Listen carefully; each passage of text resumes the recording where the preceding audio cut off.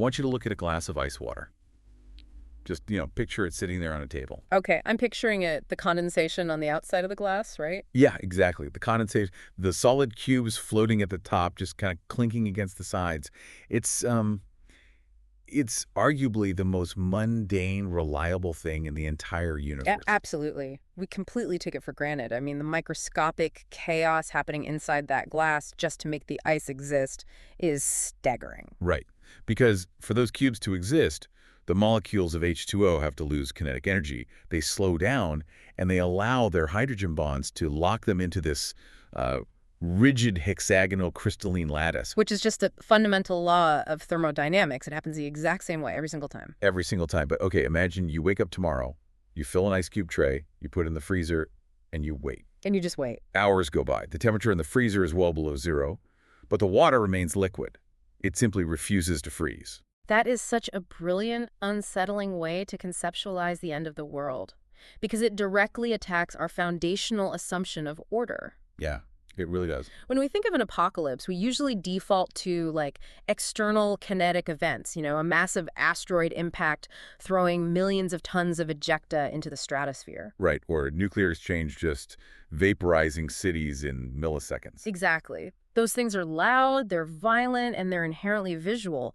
But the sudden, inexplicable suspension of a fundamental physical law, that is a quiet, creeping existential terror. It's so quiet. If hydrogen bonds suddenly stop behaving the way they have for billions of years, the universe isn't just attacking you, it is fundamentally rewriting the operating system of reality while you are still, trying to run the software. And when that operating system crashes, society goes entirely with it. And that terrifyingly quiet glitch in physics is the engine driving the story we're unpacking today. It's a fantastic premise. It really is. Yeah. So our mission for this deep dive is to look at a 1957 science fiction novel called La Peur Géante, or The Giant Fear, written by Stefan Wolf. Stefan Wolf, yeah. And to really grasp what this book is doing and the whole vibe of this apocalypse, we have to look at who Stefan Wolf actually was. Yeah. Because honestly, that might be one of the most fascinating aspects of this whole deep dive. Oh, I totally agree. The backstory of the author is wild. Right. Because Stefan Wolf was a pseudonym. His real name was Pierre Perrault. And he wasn't some, reclusive academic working in a physics lab or a career novelist living in a bohemian Parisian cafe. No, not about... He was a practicing dental surgeon. Which just adds this incredibly fascinating layer to his output. Because think about it, by day, Perrault is operating in this incredibly tiny, confined, brightly lit environment, the human mouth. Yeah, an environment where you literally can't make a mistake. Exactly. It's a job requiring intense microscopic focus and precision. And then at night, he goes home and his mind simply explodes outward into these vast cosmic apocalyptic scales. It's quite the contrast. It really is. And between 1956 and 1959, he experienced this creative fugue state that is almost unmatched in the genre. In that brief 3-year window, while maintaining a dental practice, mind you, he wrote 11 novels. 11 novels in 3 years. He practically willed the modern French science fiction scene into existence through sheer volume and imagination. I always find that kind of manic creative output suspicious, honestly. Yeah. Like, you can't produce 11 masterpieces in 36 months while also doing root canals. Something has to give. Well, yeah, and some of the edges are definitely rough in his work, which we'll get into. Right. And yet, his influence is undeniable. His most famous export from that era is Hommes en Série, which most people probably know from its 1973 animated film adaptation, Fantastic Planet. Oh, Fantastic Planet, a classic. It really is. That film is this surreal, psychedelic cornerstone of sci-fi animation. But La Peur Géante operates in a very different frequency. Very different. We'll usually send his protagonists to bizarre alien worlds or, far future, unrecognizable post-apocalyptic wastelands. But here he restrains himself. He sets the apocalypse right here on Earth in the year 2157. Restrain is an interesting word choice there, because while the setting is technically Earth, the geopolitical reality he constructs is wildly ambitious. Oh, for sure. The 2157 of this novel isn't some magical, unrecognizable future. It is a highly specific, linear extrapolation of the geopolitical and technological climate of 1957 France. Yeah, he just takes what he sees around him and turns the dial up to 11. Exactly. He took the simmering anxieties and the aggressive colonial optimism of his specific cultural moment and just stretched them out a couple centuries. The world he builds is a monument to technological hubris. dangerous. which makes its eventual destruction all the more mathematically devastating. Okay, let's unpack this world, because to understand the trauma of this apocalypse, we really have to understand the sheer arrogance of the society that gets destroyed. The global superpower in 2157 isn't the United States, and it's not the Soviet Union. It's an entity called AFRANS. France, a portmanteau of Africa and France. Right. And it's not just a political alliance, it's a complete fusion. The book describes AFRANS as this hyper-advanced, unified utopia. The Sahara Desert has been completely transformed into a lush, green, blooming paradise. It's essentially a Massel garden. Yeah. And people zip around in what he calls heli taxis, which are basically flying cabs, and they conduct business on automated tablets and video phones. Which is pretty wild when you think about it. It is. Will essentially predicted the iPad and FaceTime in 1957, which is a neat parlor trick, sure. But the really staggering part is how AFRANS achieved this agricultural miracle in the desert. Because they didn't just, like, invent drought-resistant wheat or something. No. They engaged in planetary-scale environmental mutilation. To irrigate the Sahara, they built massive desalination networks and quite literally drained the Mediterranean Sea. They reduced its volume by half. Half. They drank half the Mediterranean. Which, amazingly, is an engineering concept that actually has roots in the real world of that era. Wait, really? Someone actually wanted to do that? Oh, yeah. In the 1920s and 30s, a German architect named Hermann Sergel proposed the Atlantropa project. Atlantropa. Yeah, it involved building these massive dams across the Strait of Gibraltar to lower the Mediterranean and create a supercontinent linking Europe and Africa. That is horrifying. It really is. It was driven by this almost terrifying modernist belief that humanity had both the right and the obligation to forcibly redesign the Earth's geography to suit European economic needs. Wow. And Wool takes that megalomaniacal concept and makes it a reality in his book. But Wool isn't celebrating it. Because when I read the descriptions of AFRANS, it doesn't read like a genuine utopia. It reads like a grotesque, steroid-injected version of French colonial policy. That's a very fair assessment. Like, France in the 1950s was violently trying to hold on to its colonial empire, particularly in North Africa. The Algerian War of Independence was raging literally while Wool was writing this. Right, it was right in the middle of it. So inventing AFRANS, a future where France hasn't just retained control of North Africa, but has literally conquered the biology and geology of the land to make it look like a French garden, it feels less like sci-fi world building and more like a deeply uncomfortable colonial fantasy. I think you have to read it as a deliberate critique of that exact fantasy, though. Wool is holding up a mirror to the French colonial mindset. The draining of the Mediterranean is the ultimate symbol of a society that believes it has entirely subjugated nature. Yeah, they treat a sea like it's just a puddle. Exactly. They look at a sea that has defined human civilization for millennia and treat it like a localized water tank to be tapped for a landscaping project. The arrogance is just off the charts. And the thermodynamic implications alone of removing half the Mediterranean are staggering. You would alter the albedo of the Earth, fundamentally change the atmospheric pressure systems over Europe and Africa, and disrupt the deep water currents of the Atlantic. But the Society of AFRANS doesn't care. Not even a little bit. They have absolute blinding faith in their machinery. They believe they have engineered away the concept of consequence. And that is the absolute perfect setup for a disaster. Because if your entire civilization is built on the premise that you are the undisputed master of physics, what happens when physics suddenly changes its mind? You don't just lose your infrastructure, you lose your psychological foundation. Which brings us to the actual mechanism of the apocalypse. Right. So we meet our protagonist, Bruno Dakes. He's a refrigeration engineer. He's taking a holiday in Sala, which in 2157 is this booming cosmopolitan capital right in the heart of the AFRANS territory. A desert city turned metropolis. Exactly. But his vacation gets cut short by a frantic recall to Paris. The global ice industry is in total freefall. The reason, the water glitch we talked about earlier. Water simply will not freeze. And this is where Wool completely ditches the flashy nuclear anxieties of the Cold War and leans incredibly hard into hard science fiction. He really does. He maps out the cascading domino effect consequences of this single thermodynamic failure. It's a brilliant exercise in catastrophic modeling. Okay, walk us through it. What happens when water stops freezing?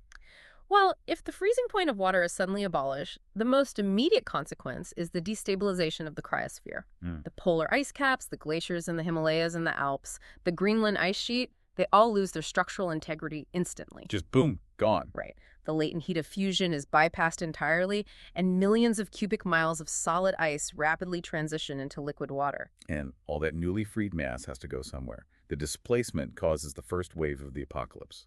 Literally. Gigantic, global tidal waves. It's terrifying. It really is. It's not just a slow rise in sea levels like we usually talk about with climate change. It's a sudden, violent, kinetic release. The oceans heave outward, sweeping across the coastlines of every continent. Complete devastation. Paris, New York, Tokyo, they are just erased under billions of tons of crushing water in a matter of hours. Millions of people die instantly. And Bruno was caught right in the middle of it. Yeah, Bruno, our refrigeration engineer, manages to survive by pure chance. He commandeers one of those Healy taxis along with a Chinese journalist named Ku Xian-che, and they basically outrun the deluge by taking to the sky. Just looking down as human civilization drowns. It's a horrifying visual. Yeah. Hovering in an aerial cab above a drowned world. But the tidal wave is honestly just the opening act. It is the acute trauma, yeah. Right.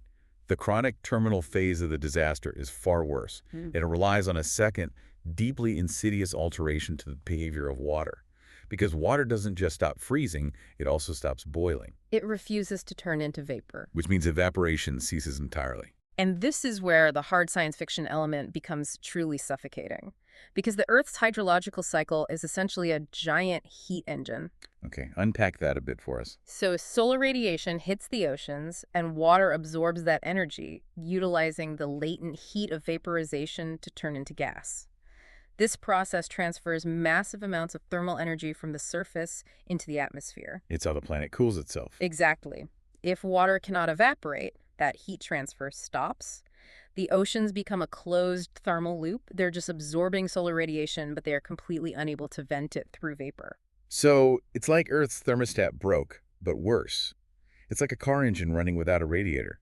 The heat just builds and builds. It builds fast. But more immediately terrifying for the survivors is what happens to the sky.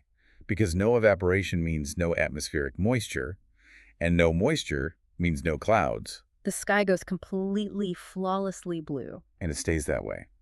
Rain simply ceases to exist on planet Earth. The ecological collapse would be almost instantaneous. The temperate zones, which rely entirely on seasonal rainfall, would wither and die in a matter of weeks. The soil would turn to dust, forests would become massive tinder boxes. The planet would begin a rapid transition into a global desert. Exactly. I think this dual-layered apocalypse is incredibly smart. The tidal wave from the melting poles is the loud, cinematic disaster that grabs your attention. It creates the immediate panic and the massive death toll. It's the Hollywood moment. Right, it's the knockout punch. Yeah. But the evaporation failure, that's the slow, suffocating chokehold. You survive the dramatic Hollywood disaster only to realize the invisible physics glitch is what will actually starve you. It's deeply cynical. It really is. Yeah. Ironically, the only people who stand a chance are the citizens of Afrance because their entire society was already built around massive artificial desalination and irrigation networks. But even those systems are failing under the strain. Yeah. It forces you, as a reader, to really confront the fragility of the biosphere. Yes. Wall is demonstrating that we don't live on the Earth so much as we exist within a very delicate, highly specific mathematical tolerance. That's a great way to put it. We survive because water behaves in a highly anomalous way compared to other liquids. Its expansion upon freezing, its specific heat capacity, tweak those variables even slightly, and the environment instantly becomes actively hostile to human biology. And as a reader, when you are presented with a premise, this grounded in scientific consequence, you expect the scientific resolution. You have this massive global mystery. What broke the thermodynamics of water? You expect a team of brilliant, desperate physicists working in a bunker to crack the code. The classic sci-fi trope. Right. And the book actually sets that up. The scientists of the world unite, they analyze the data, and they actually figure it out. They discover the exact mechanism that is inhibiting the phase changes of water. And this is where we encounter what is widely considered the most baffling and polarizing narrative decision in the entire novel. Baffling is an understatement. I wanted to throw the book across the room. It's definitely a choice. So the scientists have the answer. The world is dying, but we finally know why. And what does our protagonist, Bruno Dace, a man whose entire profession is literally the thermal manipulation of water, do when he hears they have the answer. He finds the scientific explanation uninteresting. He tunes it out. He completely ignores the report. And because the novel is strictly limited to his perspective, the reader never gets to hear the explanation either. It's just gone. Wohl sets up this immaculate hard sci-fi puzzle, shows us the envelope with the solution inside, and then has the main character toss it in the trash. Wait, the end of the world is happening, scientists have the answer, and our main character just tunes out because he's bored.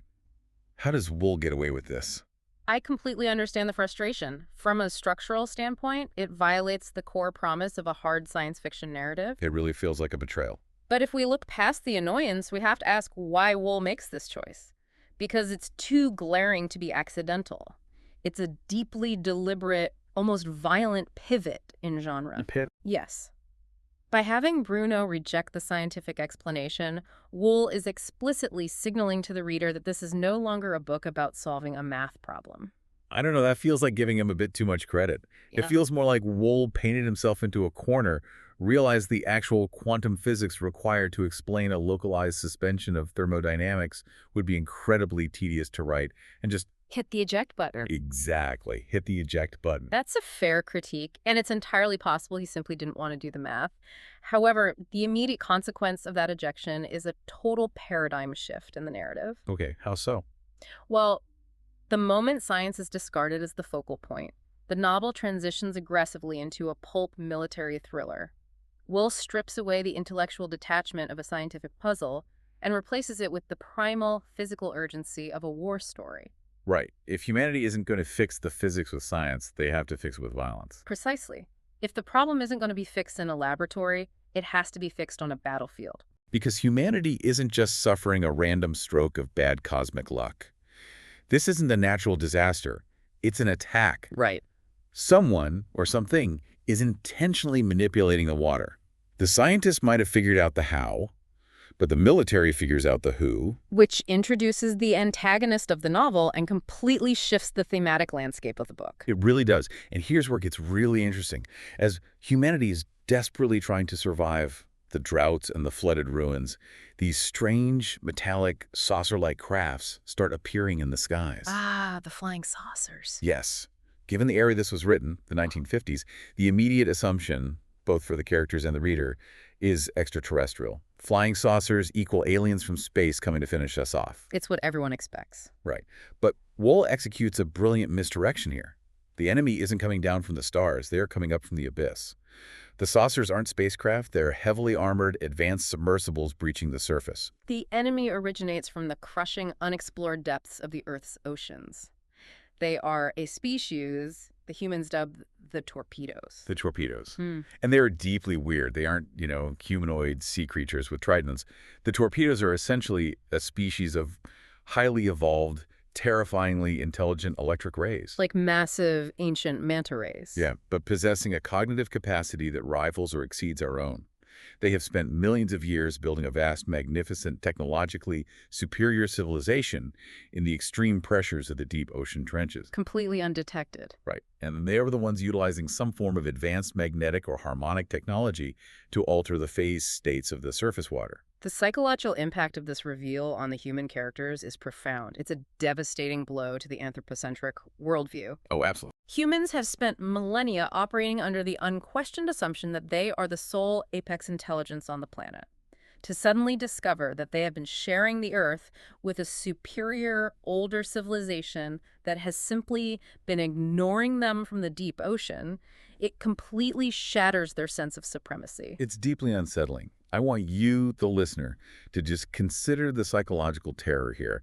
Imagine walking around your house feeling like the master of your domain, only to discover that an entire society of highly advanced beings has been living in the crawl space under your floorboards for centuries. That's a great analogy. And they finally decided they don't like the noise you're making upstairs, so they turn off your oxygen. Yeah, that'll mess with your head. Bruno, our engineer, who couldn't be bothered with the physics of the water, suddenly finds immense clarity in this new reality. He doesn't want to be a scientist. He wants to be a soldier. So he joins up. Yep, he joins a highly secretive, specialized human military force tasked with stopping the torpedoes. This development plunges the novel straight into the heart of Cold War paranoia. The narrative structure becomes a very stark, unforgiving us versus them scenario. Very 1950s. Very. You have two highly advanced, completely incompatible civilizations forced into sudden, violent contact. But what is truly remarkable and deeply cynical about Wool's portrayal of this conflict is the absolute total absence of diplomacy. That stuck out to me immediately. There's no attempt at first contact. Nobody suggests sending an envoy. Nobody asks, hey, why are you melting the ice caps? Can we negotiate a treaty? Exactly. There's no United Nations of the Sea. Not at all. The torpedoes are clearly sentient. They have architecture, technology, and complex societal structures. Yet humanity instantly categorizes them not as a rival nation, but as an existential infection to be eradicated. Just pests to be exterminated. And frankly, the torpedoes seem to view humanity the exact same way. It's a war of pure biological imperative. There is zero moral agonizing over the right to exist. It is simply a zero-sum calculation. The surface lives, or the deep lives. I think this goes back to your point about Wool critiquing the society of Afrans. Yeah. Afrans was comfortable, arrogant, and soft. They outsourced their survival to automated systems. Yes. When the torpedoes attack, it forces humanity to strip away the veneer of civilized utopia and regress to a state of absolute savagery. They have to reclaim their most primitive, aggressive survival instincts to fight an enemy they don't even try to understand. If we connect this to the bigger picture, that is precisely the thematic undercurrent. Wool implies that unchecked technological comfort breeds a fatal complacency. It makes us weak. Exactly. The attack by the torpedoes is framed almost as a brutal evolutionary corrective. It shocks humanity out of its decadence and forces them to become, for lack of a better word, a pugnacious predator species again. Yeah, and they embrace that predatory role with horrifying enthusiasm. Because humanity can't beat the torpedoes in a straightforward technological fight. I mean, the torpedoes clearly have a deeper understanding of physics. The human military leadership decides to fight dirty. Because diplomacy is off the table, humanity resorts to an incredibly dark and devastating solution. Right. They authorize a counterattack that abandons all pretense of conventional warfare and dives straight into the darkest realms of biological warfare. It is a profoundly disturbing escalation. The plan revolves around a newly engineered biological weapon called the Joliba virus. The military brass pitches this as a tactical necessity, but the mechanics of the virus are incredibly grim. It's terrifying. It is a highly contagious, waterborne pathogen specifically designed to cross the blood-brain barrier of the torpedoes, but it isn't designed to kill them. No, killing them would be too simple. Right. It is designed to target and completely disintegrate their higher neural centers. The virus systematically destroys their cognitive faculties, their memory, their sentience. It wipes their minds entirely. The goal of the human military isn't to wipe out the torpedoes physically. The goal is to forcibly de-evolve them, turning a magnificent, highly intelligent species into a school of mindless, ordinary fish that simply swim around the ruins of their former civilization. When we evaluate the morality of this fictional weapon through the lens of something like just war theory, it completely breaks the framework. Oh, totally. Just war theory typically requires proportionality and discrimination, but it also assumes the fundamental personhood of the enemy. The Joliba virus is a weapon of ontological destruction. Ontological destruction? What? Yeah, it doesn't just kill the enemy combatant, it retroactively erases their identity as a sentient species. It is a biological lobotomy on a planetary scale. I found myself actively arguing with the book here. Yeah. We aren't just trying to stop their machine. We are actively trying to lobotomize an entire intelligent species. Is it actually more humane to lobotomize an entire species than to just kill them outright? It's biological genocide masked as a tactical victory. Exactly. Because the human military frames this as a non-lethal solution. Right. But stripping an intelligent being of its mind, trapping it in a state of primitive instinct, and destroying millions of years of cultural and cognitive evolution, that feels infinitely more violating than just dropping a bomb. It's the ultimate assertion of human arrogance. We aren't just defeating them, we are revoking their right to consciousness. Right, and it paints humanity in a very dark light. But then, Wool wraps this incredibly bleak ethical core in these wildly entertaining, deeply weird pulp espionage sequences. The tonal whiplash is intense. It really is. To deliver this virus into the deep ocean currents surrounding the torpedo's capital city, Bruno and his special forces team have to undertake an underwater infiltration mission. And the technology they use is pure, unadulterated 1950s pulp genius. The deep-sea infiltration is arguably the most visually inventive sequence in the entire novel. They don't just use standard mini-subs. To avoid the torpedo's detection systems, the human soldiers wear these highly advanced pressurized thermal camouflage suits. But the suits aren't just stealthy, right? No, they are biomimetic. They are explicitly designed to look and move like massive deep-sea creatures. Bruno's suit is shaped like a giant octopus, complete with mechanized tentacles. That was amazing. Other team members are disguised as massive, prehistoric coelacanths. So you have this squad of human commandos stuffed into mechanical squids, creeping along the abyssal plain in the crushing darkness, trying to sneak a brain-eating virus into an alien city. It's incredibly cinematic. James Cameron made The Abyss in 1989, exploring the claustrophobia and alien nature of the deep ocean. But Wool was playing in that exact sandbox 3 decades earlier. Wool clearly understood that the deep ocean is an environment as hostile, as alien, and as psychologically taxing as the vacuum of deep space. Oh, easily. The pressure differentials alone require an immense suspension of disbelief for the suits to work, but thematically it works perfectly. It isolates the characters, removing them from the familiar surface world and immersing them entirely in the domain of the enemy. And while Bruno is undergoing this intense, bizarre training in his octopus suit, the actual key to the mission is discovered by someone else. Right, Ku Xian-che. Yeah, Ku Xian-che, the Chinese journalist who survived the initial flood with him. She is crucial here. The military manages to capture a live torpedo and places it in an isolated, high-security aquarium for study. A prisoner of war, essentially. Right, and while observing it, Ku Xian-che realizes that the creature isn't just swimming aimlessly. She deduces the mechanics of their communication. Which is fascinating. The torpedoes don't use sound or bioluminescence to talk. They communicate through incredibly complex modulated magnetic waves. Which is a brilliant piece of speculative biology. Real-world elasmobranch, sharks, rays, and skates, possess organs called the ampullae of Lorenzini, which allow them to detect the minute electromagnetic fields produced by the muscle contractions of their prey. Right, electroreception. Exactly. Wool extrapolates that biological reality and asks, what if a species evolved that sense not just for hunting, but pushed it to the level of complex, high-bandwidth communication? A society built entirely on magnetic telemetry. And understanding that magnetic language is the only way Bruno's team can navigate the defensive perimeters of the deep-sea city. It's their way in. But knowing how the enemy talks doesn't prepare Bruno for what the enemy actually is. This moral ambiguity reaches its terrifying peak when Bruno finally descends into the depths for the final mission and comes face-to-face with the enemy's culture. The climax of La Prigente is a descent into pure psychological and cosmic horror. It abandons the pulp adventure tone entirely. The mission goes sideways almost immediately. The ocean currents are unpredictable, the pressure is immense, and Bruno gets separated from his squad. He is completely alone in the absolute blackness of the abyssal zone. A nightmare scenario. But worse than the isolation is the magnetic assault. As he nears the torpedo city, the ambient magnetic communication waves of the civilization begin to interfere with his own neurochemistry. Because human brains operate on electrical impulses. Right. And the sheer density of the torpedo's magnetic network starts scrambling Bruno's cognition. He begins to hallucinate. His perception of reality fractures. He is physically crushed by the pressure of the water and mentally crushed by the weight of an alien consciousness he cannot comprehend. It is a textbook Lovecraftian encounter. He is confronting an entity and an environment so vastly outside the parameters of human experience that his mind simply begins to shut down. And drifting in this state of near delirium, he stumbles into the heart of the torpedo capital. And it's not just a collection of caves.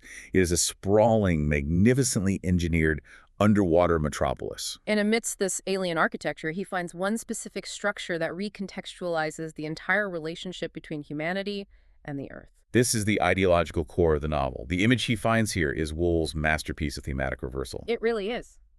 Bruno finds a museum. But it is not a museum displaying the history of the torpedoes. It is a museum of man. A museum of man. Inside this massive structure, behind enormous panes of pressurized glass, the torpedoes have constructed terrestrial habitats. And inside those habitats are human beings. Surface dwellers. Right, likely captured during the initial tidal wave attacks, and they are being kept alive. But they aren't prisoners of war being interrogated. They are exhibits. They're treated as primitive, curious biological specimens put on display for the torpedoes to study, to observe, and to perhaps find mildly amusing. Let's really examine the philosophical weight of that image. The novel began by showing us affrance. We saw humanity at the absolute zenith of its colonial technological arrogance. Draining the Mediterranean. Exactly. Humanity reshaped the continents. Humanity viewed the earth as raw material to be dominated and put on display for its own comfort. And here, at the bottom of the ocean, Wool executes a brutal, flawless reversal. It's so good. In the Museum of Man, humanity, the great colonizers, the masters of the videophone, and the Healy taxi are reduced to literal zoo animals. It's a total collapse of the anthropocentric ego. Imagine looking through the glass and realizing you are the zoo exhibit. It completely shatters the illusion of human supremacy. It introduces a deep layer of cosmic horror. When Bruno looks through that glass, he doesn't just see captive humans. He sees the objective truth of humanity's place in the universe.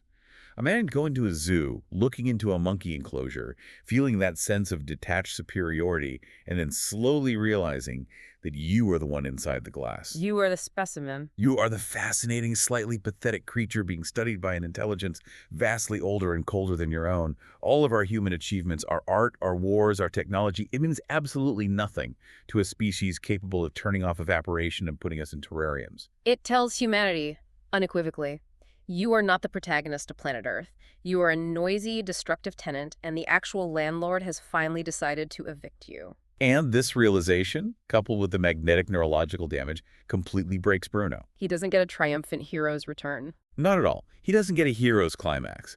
He doesn't blow up the alien mothership and kiss the girl while the credits roll. The military mission technically succeeds. The Joldiba virus is released into the currents. But Bruno is found drifting, completely catatonic. He's ruined by the experience. He is eventually rescued and hauled to the surface by the U.S. Navy, but he returns as a shattered man. The trauma is so profound that he has to undergo years of intense psychological rehabilitation. The novel describes him working with a psychic tutor just to relearn how to process reality and function as a basic human being. The war didn't just break the world's infrastructure, it irrevocably broke the human mind. This shattering of supremacy is exactly why the novel's resolution feels so remarkably bleak, despite the humans winning. Right. They win, but it's the most hollow victory imaginable. The virus works exactly as intended. The torpedo's neural pathways are destroyed. The magnificent, ancient civilization in the deep goes dark. The torpedoes are reduced to mindless animals. And with the engineers of the apocalypse lobotomized, the magnetic manipulation of the water ceases, the physics of the Earth reset, evaporation resumes, the rains return, and the water begins to freeze again. Bruno eventually recovers enough of his sanity to reunite with Kusien Che. The survivors begin the slow process of rebuilding Afrans and the rest of the devastated world. From a purely literary perspective, many critics have historically been quite harsh on this ending. They refer to it as a pirouette, a sudden, overly convenient narrative spin. It's definitely abrupt. The virus acts as a complete deus ex machina, instantly resolving both the military conflict and the complex thermodynamic puzzle of the water glitch. The characters, who throughout the novel have often felt more like archetypal chess pieces moving through a plot rather than deeply drawn individuals, are simply left standing in the mud of a ruined world. But I would argue that the abrupt, messy nature of the ending is exactly the point. The novel is titled Le Coeur Géant, the giant fear. As a reader, you spend the whole book assuming the fear is the physical threat. The terrifying tidal waves, the agonizing drought, the monstrous electric rays. But the real fear is what comes after. Exactly. When the dust settles, you realize the great fear is what remains after the war is won. It is the lingering, inescapable existential dread of a traumatized world that realizes it is no longer the center of the universe. They survive, yes, but they know with absolute certainty that they are not the masters of the planet. They only survive because they managed to sneak a cowardly lobotomizing virus into the water. They are fragile, they are weak, and they are incredibly lucky. That is a very astute reading. The survival is permanently tainted by the loss of innocence and the memory of the Museum of Man. So what does this all mean for us today? Well, if we look at the novel as a whole, it undeniably has structural flaws. It might be a novella of average literary quality. The pacing is erratic, the sudden dismissal of the scientific mystery is deeply frustrating, and the reliance on biological warfare as a heroic solution is morally repugnant. It is a product of 1950s pulp sensibilities. complete with all the clunky colonial baggage of that era. Yet, despite those raw, unpolished edges, it remains a formidable, fascinating document of its era. It successfully merges high-concept disaster fiction with dark pulp adventure. It really does. It serves as an incredibly dark, highly accurate mirror to our own modern anxieties about climate change and humanity's fragile control over the environment. Think about the central premise: a technologically arrogant society that believes it can manipulate the environment without consequence, suddenly facing a catastrophic global breakdown of the biosphere. It's incredibly relevant. Air France draining the Mediterranean Sea to water a desert is a direct parallel to us pumping gigatons of carbon into the atmosphere, operating under the delusion that we can simply innovate our way out of climate collapse. Wool was writing from a place of Cold War nuclear paranoia, but he inadvertently mapped the exact psychological contours of modern climate anxiety. He captured the profound helplessness of realizing that the Earth's systems are vastly more powerful and vastly more indifferent to our survival than we want to admit. He successfully fused the cerebral terror of high-concept disaster fiction with the visceral, pulpy thrills of underwater espionage. And in doing so, he left us with a timeless warning about the limits of human control. Looking back at past visions of the future really helps us understand the fears we still carry today. The planet does not belong to us. We are just renting space, and the lease is incredibly fragile. I want to thank you, the listener, for coming with us on this deep dive into Stéphane Wool's La Peur Géante. It has been a wild, unsettling journey from the arrogant flying taxis of Air France to the crushing, humiliating depths of the Museum of Man. It has been a genuinely fascinating exploration of a novel that challenges the very core of human exceptionalism. Before we wrap up, I want to leave you with a final thought to mull over on your own. We live in an era characterized by a desperate outward gaze. We spend billions of dollars building rockets, pointing massive radio telescopes at distant galaxies, and meticulously mapping the dead, dry surface of Mars, all in the desperate hope of finding some evidence of intelligent life in the vacuum of space. We look up. We always look up. But La Peur Géante demands that we look down. Consider this reality. We have mapped the surface of Mars more thoroughly than we've mapped our own ocean floor. The abyssal plain is a dark, crushing alien world covering the majority of the Earth right beneath our feet. What if the most humbling, terrifying discoveries aren't waiting for us out in the vacuum of space? What if they are quietly swimming in the crushing darkness right here on Earth, just waiting for us to push the environment a little too far? Until next time.